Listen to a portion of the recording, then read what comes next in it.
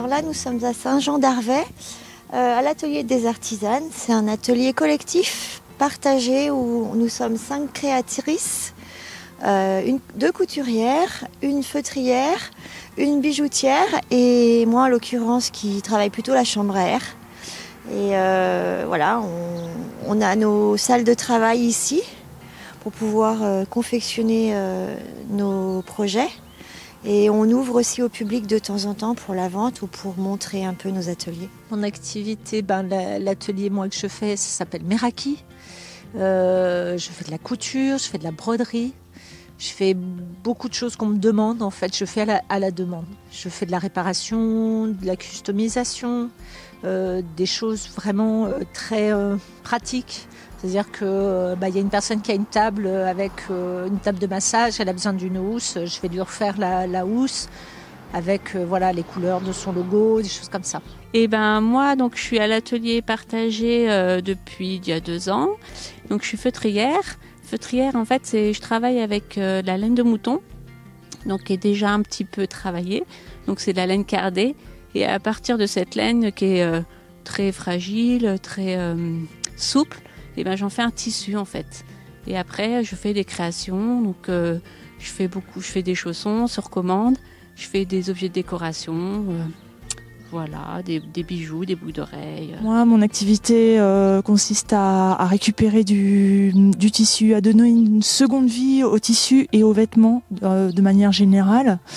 Donc déjà, je fais de la création. Donc je fais notamment des jupes en t-shirt recyclé et des créations zéro déchet à base de tissus recyclés. Alors moi, je crée des sacoches, des sacs, des bijoux essentiellement avec de la chambre à air de vélo recyclée et aussi d'autres matériaux recyclés, donc des tissus, des perles, des rubans, beaucoup de choses que j'ai chinées à droite, à gauche.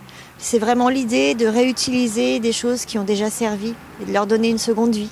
On se booste, on va dire, on se booste mutuellement, on est toujours en train de...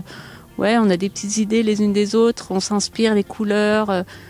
moi je trouve que ça aide beaucoup d'être tout ensemble, ça motive, quoi. Quand on a 2 minutes, on va boire un thé à côté et puis on discute avec la collègue qui fait du feutre et puis après on se dit tiens, je mettrais bien un peu de feutre là-dedans, est-ce que je pourrais pas broder par-dessus le feutre et oui, ça crée de l'émulation. Avec Marie par exemple, elle a aussi fait des sacs et ça me fait envie et du coup ça me donne envie de créer aussi et de faire des trucs chouettes autant qu'elle et voilà.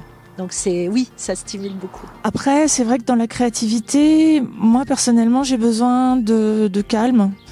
Et c'est pas toujours évident de trouver ça ici. Donc dernièrement, je me suis acheté un casque audio pour pouvoir créer ma bulle tout en étant dans la ruche. On a plein d'idées qui germent. Il y a une dynamique qui est géniale. On a envie de faire des choses ensemble.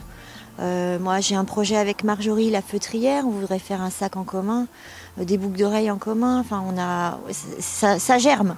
C'est super. Quand il commence à y avoir les beaux jours, on a le petit jardin. Donc moi, je feutre dehors aussi, que je feutre aussi des toisons. C'est-à-dire quand je récupère la laine après la tonte. Et là, je vais en faire comme un tapis de laine de mouton, où vraiment on a l'impression qu'on a la peau alors qu'on n'a pas de peau. Le mouton, il est toujours vivant en fait.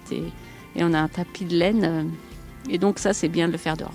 Ça m'est arrivé plusieurs fois de m'installer dehors pour travailler des grandes pièces notamment.